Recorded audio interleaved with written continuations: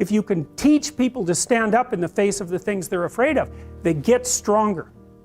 And you don't know what the upper limits to that are, because you might ask yourself, like, if for 10 years, if you didn't avoid doing what you knew you needed to do, by your own definitions, right, within the value structure that you've created, to the degree that you've done that, what would you be like?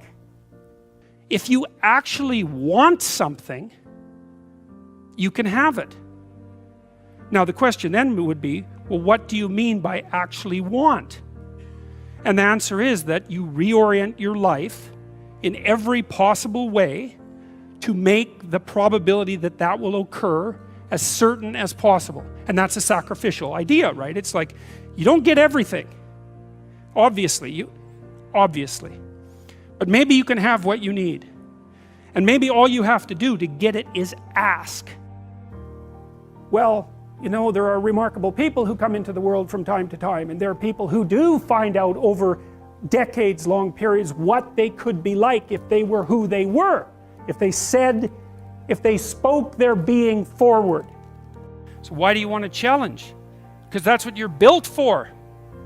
That's what you're built for. You're built to take on a maximal load, right? Because that's what strengthens you, and you need to be strong because life is extraordinarily difficult, and because the evil king is always whittling away at the structure of the state, and you have to be awake and sharp to stop that from happening, so that you don't become corrupt, and so that your family doesn't become corrupt, and so that your state doesn't have to become corrupt. You have to have your eyes open and your wits sharp and your words at the ready, and you have to be educated, and you have to know about your history, and you have to know how to think, and you have to know how to read, and you have to know how to speak, and you have to know how to aim, and you have to be willing to hoist the troubles of the world up on your shoulders. You can sacrifice your impulses, and you can work, and you can store up credit for the future, and then you can make the future a better place. But society has to be stable enough to allow for that.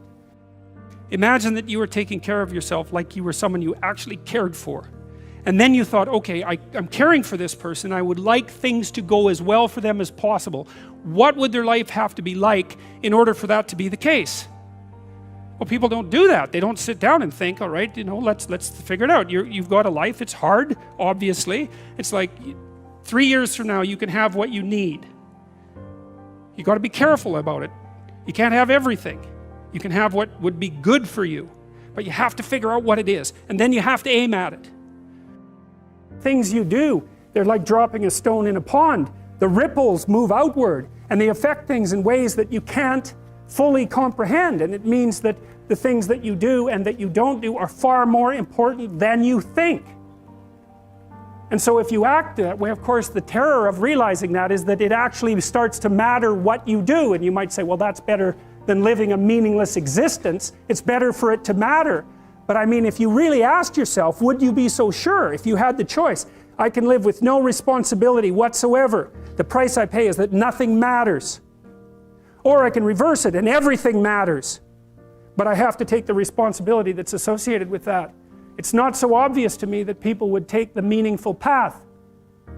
Well, you're perfectly capable of thinking.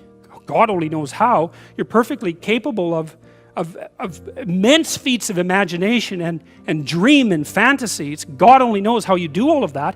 What would happen if you consulted yourself about the best possible outcome for you? You might get an answer. Sacrifice. What does that mean, sacrifice? Well, it's a discovery. It's the discovery of the future. It's like the future is actually the place where there is threat, and it's always going to be there. So what do? You make sacrifices in the present so that the future is better. Do you have problems in your life that you're not addressing that you could solve? And the answer is yes. And it's an easy thing to figure out. You sit on your bed one morning and say, okay, there's some things that need to be done that I don't want to do, that I could do, that would make things better by the end of the day. What are they? And then you might have to say, okay, well, how do I entice myself into doing a few of those? And if you ask, instead of trying to force yourself to do it like you're a tyrant and a slave at the same time, you can usually negotiate with yourself so that you'll start to sort those things out. Sort them out. But one of the main reasons that people don't get what they want is because they don't actually figure out what it is. And the probability that you're going to get what would be good for you, let's say, which would even be better than what you want, right? Because you know, you might be wrong about what you want easily, but maybe you could get what would really be good for you. Well, why don't you? Well, because you don't try.